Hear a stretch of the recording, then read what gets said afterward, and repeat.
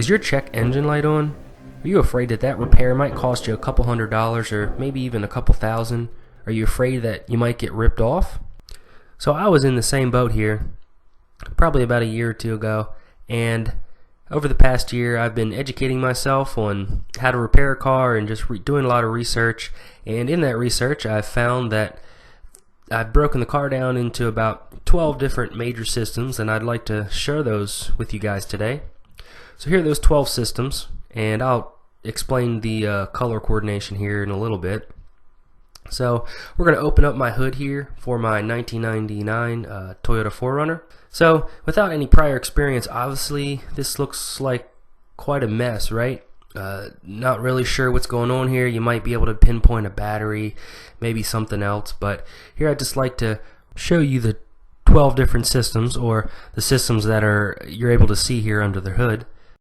So remember, this is the 1999 Toyota 4Runner, that SUV over there.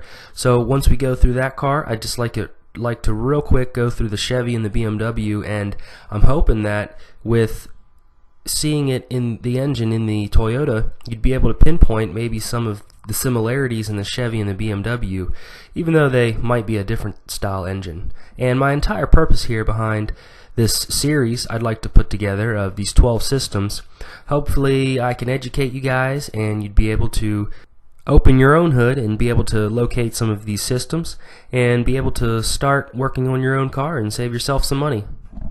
So here we are back at the SUV engine. Here we got the air intake system, takes the air and puts it into the engine. Next up we got the braking system, obviously helps you brake. You have the brake reservoir there and the anti-lock system brake module. Next up, the electrical system, huge part of your car, helps power a lot of different little components and a lot of the things on your dash. Next up you have an engine, and as in the engine I'm saying fuel injector, spark plugs, and serpentine belt, and a couple other things. Next up we have the evap system. This helps burn off some of the vapors on the fuel tank. Here we have the power steering system, and just in this photo just the reservoir is being able to be seen. Here in the next photo we have the radiator, or some people call it the coolant system. And all these different components here that I'm circling have to do with the system. Next up we have the windshield washer system, and next up we have the positive crankcase ventilation system. And here in these upcoming videos I'm going to be explaining in detail each and every one of these different systems. So here we come to the BMW engine, and I'm just going to go real quick and show you the 12 different systems. So here we go. For the BMW we have the electrical system, part of it here in the corner.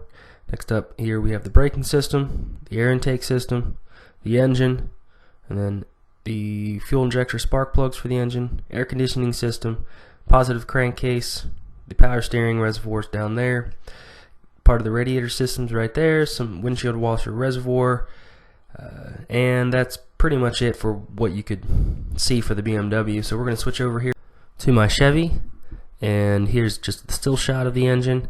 We have the air conditioning system, the air intake system, the brake system or reservoir, electrical system, the engine body collectively, and then the spark plugs and fuel injectors, the evap system, PCV system, power steering system, radiator, and windshield washer system. So those are the things you could see there in the Chevy. So here are those 12 different systems, and I'd like to start a video series here with 12 different videos that would show you each and every system and the system parts, and I'd also like to show you how much each of the part would cost to replace it. So you notice here that I have a green section, a red section, and a blue section. That green section essentially is all the systems that help your engine or car to go and move. That blue section right there is actually, all those systems are not necessary to help your car to go, but we probably couldn't live without anything like the air conditioning or the windshield washer or the power steering. And in the red section we have car systems that are actually very necessary for your system to go, but not exactly as important as maybe the green section. I would call them maybe secondary systems. Well, there you go, 12 different car systems. Hopefully you guys will enjoy this series and learn a little something from it and save a little money. Thanks for watching.